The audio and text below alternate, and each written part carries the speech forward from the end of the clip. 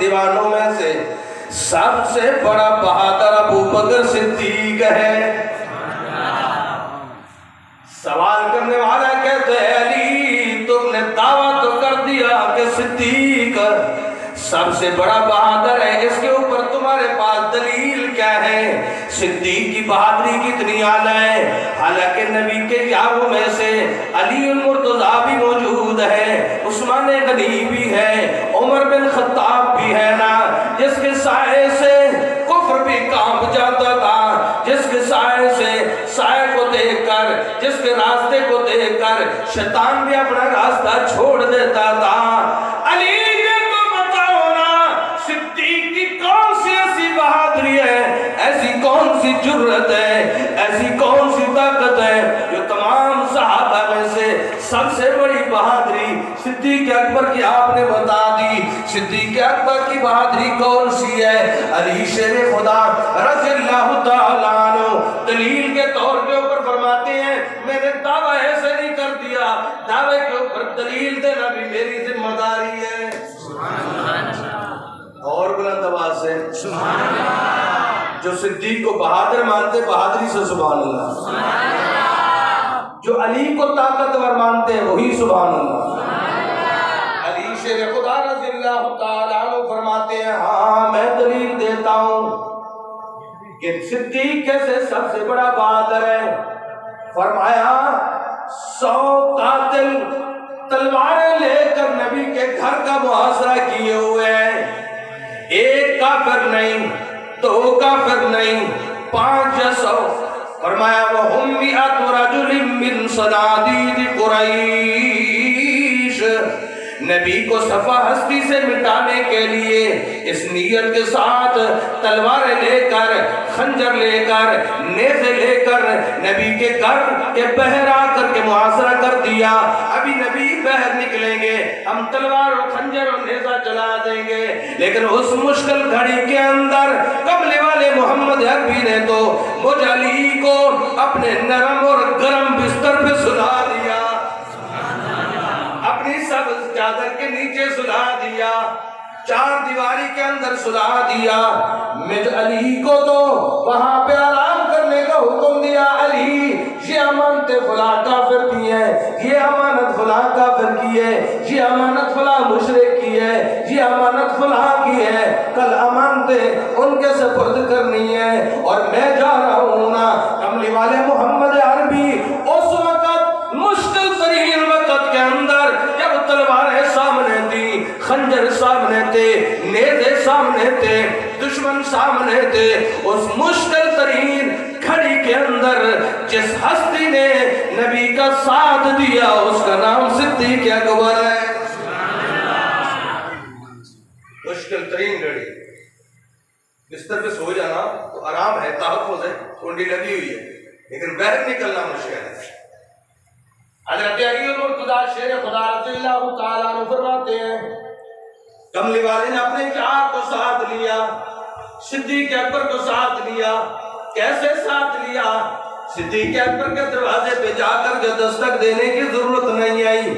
अभी कमली वाले सिद्दीक अकबर के घर के सामने पहुंचे, सिद्दीक अकबर ने दरवाजा खोल के महबूब का इस्तकबाल किया और कमली वाले ने पूछना किया सिद्दीक अभी मैंने दरवाजे पे दस्तक नहीं दी, आवाज नहीं दी, तुम्हें कैसे पता चल गया कि कमली वाला तेरे दरवाजे पे आ गया? सिद्दीक अकबर की आंखों से आंसू छलक पड़े, अर्ज करने लगे अल्लाह के रसूल मैं तो हर रात ये इंतजार करता रहा जब से आपने फरमाया था सिद्दीक तैयार होकर आना, एक रात ऐसे आने वाली है हमने मक्का मुकरमा को छोड़ना है, मदीना तैयबा हिजरत करनी है। अल्लाह के रसूल उस रात से लेकर आज की रात तक किसी रात भी मैंने आंख में सुरमा नींद का नहीं लगाया। हर रात जागता रहा हूं, अपने महबूब की इंतजार में। कमली वाले ने फरमाया फिर तैयारी करो, अल्लाह के रसूल गठड़ी बांध के बैठा हूँ। महबूब ने फरमाया चलो। सिद्दीक अकबर साथ चले। कितनी मुश्किल घड़ी है, दुश्मन पीछे लगे हुए हैं, खंजर पीछे है, नेज़े पीछे हैं, तलवारें पीछे हैं, तलवार तलाश करने वाले पीछे हैं, दुश्मन पीछे है। ये आशिक रसूल, ये मुहिब रसूल, ये दीवाना, ये मस्ताना, ये परवाना कमली वाले को साथ लेकर गार की तरफ चला जाता है। कौन सी गार? इस मुश्किल तरीन घाटी के अंदर, मुश्किल तरीन रास्ते के अंदर जब कमली वाले को यूं चलते हुए इस आशिक ने देखा, सिद्दीक अकबर अर्ज़ करते अल्लाह के रसूल आपके पाँव मुबारक तो नरम है, रेशम से भी ज्यादा नरम है। अल्लाह के रसूल आपके पाँव में मैं ये पत्थर चुभना बर्दाश्त नहीं कर सकता, मुझसे गवारा नहीं होते। अल्लाह के रसूल सवार हो जाइए ना। कमली वाले ने पूछा सिद्दीक किस चीज के ऊपर सवार करोगे? आज तुम्हारे पास तो कोई सवारी तो मौजूद नहीं है, किस चीज के ऊपर सवार करोगे? सिद्दीक अकबर अर्ज करते हैं अल्लाह के रसूल आज सिद्दीक के पास अगर कोई और सवारी मौजूद नहीं है, हामिलहु सिद्दीको अला काहिलिही, आज अगर सिद्दीक के पास और कोई सवारी मौजूद नहीं, सिद्दीक के कंधे तो हाजिर है, सिद्दीक के कंधे तो हाजिर है। अल्लाह के रसूल सवार हो जाइए। कमली वाले मोहम्मद अरबी अपने यार के कंधों के ऊपर सवार हो जाते हैं। एहसान करके हुजूर मुसलमानों तवज्जो, मेरे नबी ऊपर सवार हो गए। अब तवज्जो करना, यूं सिद्दीक अकबर जा रहे हैं, ऊपर कमली वाले बैठे हुए हैं। तवज्जो, इश्क का जुमला डॉक्टर इकबाल साहब को देखना चाहता हूँ ना कि यूं अगर नीचे देखा जाए, यूं अगर नीचे देखा जाए तो चाल सिद्दीक अकबर की मालूम होती है, ऊपर चेहरा देखो तो मोहम्मद अरबी का मालूम होता है, नीचे गुलदस्ता देखो तो सदाकत का महसूस होता है, और ऊपर फूल देखो तो नबूवत का महसूस होता है। सिद्दीक अकबर ने अपने नबी को कंधे के ऊपर उठा लिया तो सिद्दीक मदनी कहना चाहता है ना, ये तो सिद्दीक अकबर है लोगो और जल्दी मोहरत आमद चढ़िया। हाथ बुलंद करके सुभान अल्लाह, जिनको सरे की समझ आती है वही कहते हैं सुभान अल्लाह। ये तो सिद्दीक अकबर है लोगो और जल्दी मोहरत आमद चढ़िया, जय सारी खलकत तू पहले हे कलम रसूल दा पढ़िया, उतरोज अशर शर्मिंदा हुसन और जड़ा नाम सिद्दीक तो सड़िया, बस कम कर और हकदार जन्नत दे और जिन्ना लड़ भी सिद्दीक दा पड़िया। समझ रहे? सिद्दीक अकबर की बहादुरी बता रहा हूं। अली शेर खुदा ने फरमाया सिद्दीक सबसे बड़ा बहादुर है। मुश्किल तरीन घड़ी के अंदर जिसने नबूवत का साथ दिया उसका नाम सिद्दीक है। तवज्जो, सवाल करने वाले ने दूसरा सवाल किया, ऐ अली हमने मान लिया, हमारा अकीदा है कि नबी जितने भी आए वो सारे के सारे हसीन थे। कौन? सुभान अल्लाह। आदम से लेकर ईसा रूहुल्लाह तक तमाम नबी हसीन थे, जमील थे, खूबसूरत थे, किसी नबी के अंदर कोई नक्श नहीं था। नबी तमाम के तमाम बेऐब थे, लाजवाब थे, बाकमाल थे, सारे नबी हसीन थे। लेकिन नबूवत के बाद सहाबा में से, नबी के यारों में से सबसे बड़ा हसीन कौन है? दूसरा सवाल, सबसे बड़ा हसीन कौन है? अली शेर खुदा ने फरमाया वो भी अबू बकर सिद्दीक है। सवाल करने वाला कहता है इसके ऊपर तुम्हारे पास क्या दलील है? हसीन तो और भी है, नबी के यार सारे हसीन, सारे खूबसूरत, सबसे ज्यादा हसीन अबू बकर सिद्दीक। अली ने फरमाया मैंने दावा किया है, दलील देना भी मेरी जिम्मेदारी है। अली शेर खुदा रज़ियल्लाहु ताला अन्हु फरमाते हैं, नबी के यारों में से, नबी की जमात में से, अंबिया की जमात के बाद नबी के यारों में से सबसे ज्यादा हसीन भी सैयदना अबू बकर सिद्दीक है। और मैं इस दावे के ऊपर मेरी दलील भी है कि जब कमली वाले मोहम्मद अरबी अपने यार के साथ ये हिजरत का सफर कर रहे थे, मक्का मुकरमा को छोड़ा, गार के अंदर पहुंचे, 3 दिन और 3 रातें सैयदना अबू बकर सिद्दीक की गोद के अंदर कमली वाले आराम करते रहे।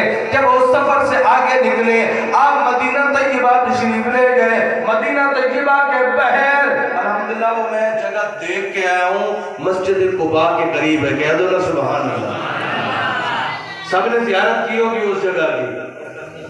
उस जगह के ऊपर कमली वाले मोहम्मद अरबी का इस्तकबाल करने के लिए बच्चे भी मदीना से बहर आ गए, मर्द भी बहर आ गए, बूढ़े भी बहर आ गए कमली वाले का इस्तकबाल करने के लिए। लेकिन कुछ लोगों ने नबी को देखा हुआ था, कुछ ने देखा हुआ नहीं था कि कमली वाले कौन है।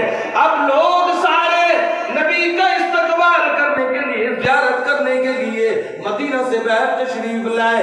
दोस्तों, कहने वाले ने कह दिया, अली शेर खुदा ने फरमाया, सिद्दीक अकबर के ऊपर अपने नबी का अक्स ऐसे कशिश कर चुका था जैसे नबी का चेहरा चमकता था, ऐसे सिद्दीक का चेहरा भी चमकता था।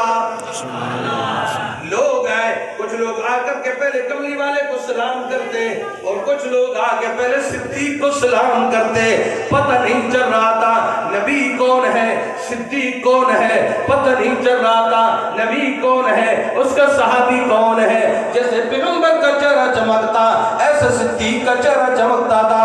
जल्दी जल्दी जब सैयदना सिद्दीक अकबर ने देखा कि लोगों को फर्क नहीं महसूस हो रहा, पता नहीं चल रहा इसका आका कौन है, मुरीद कौन है, जल्दी जल्दी सिद्दीक अकबर ने अपनी चादर निकाली और अपने नबी मोहम्मद अरबी के ऊपर यूं ऐसे तान ली ताकि दुनिया को पता चल जाए, मदीने वालों को पता चल जाए, इन आने वालों को, इस्तकबाल करने वालों को पता चल जाए, जो ये चादर लेके खड़ा हुआ है ये मुरीद है और जिसके ऊपर चादर तनी है यही मोहम्मद मुस्तफा है।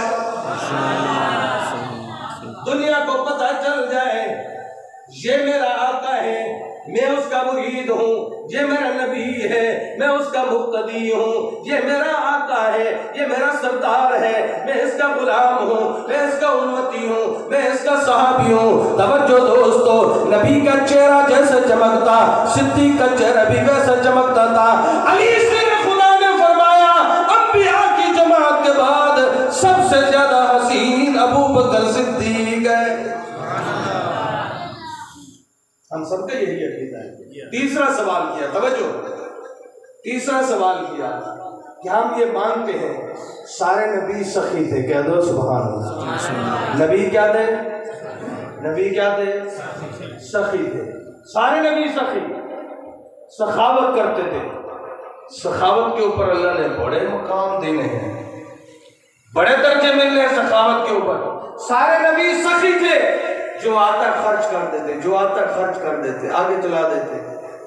और मैं अंबिया की जमात के बाद नबी के यारों में से, नबी के दीवानों में से, परवानों में से, सहाबा में से अली बताओ सबसे ज्यादा सखी कौन है?